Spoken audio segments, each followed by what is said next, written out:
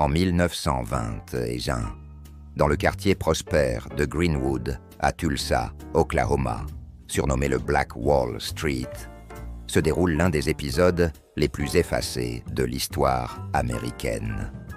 Cette communauté afro-américaine, florissante, comptait des médecins, des avocats, des entrepreneurs et des commerces en plein essor. Elle incarnait la réussite économique noire au cœur d'une Amérique profondément ségrégationniste. Mais cette ascension, trop visible, dérangeait. Tout commence le 30 mai 1921, lorsqu'un jeune garçon noir de 19 ans, Dick Rowland, entre dans un ascenseur où se trouve une opératrice blanche nommée Sarah Page. Un incident, jamais vraiment élucidé, survient. Sarah pousse un cri. Dick est arrêté. La presse locale s'en empare et enflamme l'opinion. Nègre attaque une jeune fille blanche, titre le journal. Ce simple titre suffit à attiser la haine. Des rumeurs de lynchage se propagent.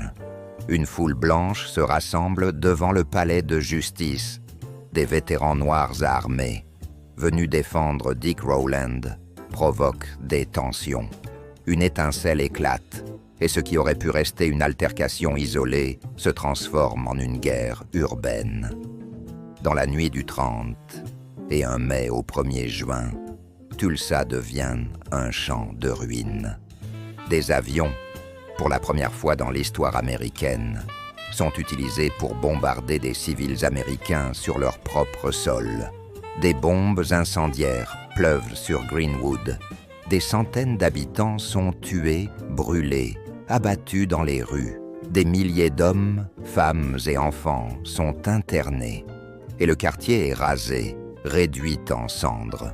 Le bilan officiel parle de 36 morts.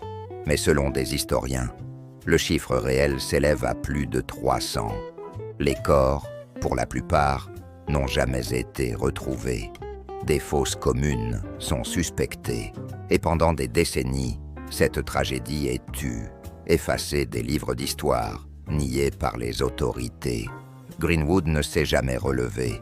Le traumatisme, lui, reste entier. Jusqu'à récemment, aucune réparation, aucun aveu, aucun enseignement n'a été tiré. Ce silence est peut-être l'élément le plus glaçant de cette histoire. Il ne s'agit pas seulement d'un massacre, il s'agit d'un acte politique, d'un effacement systématique de la mémoire.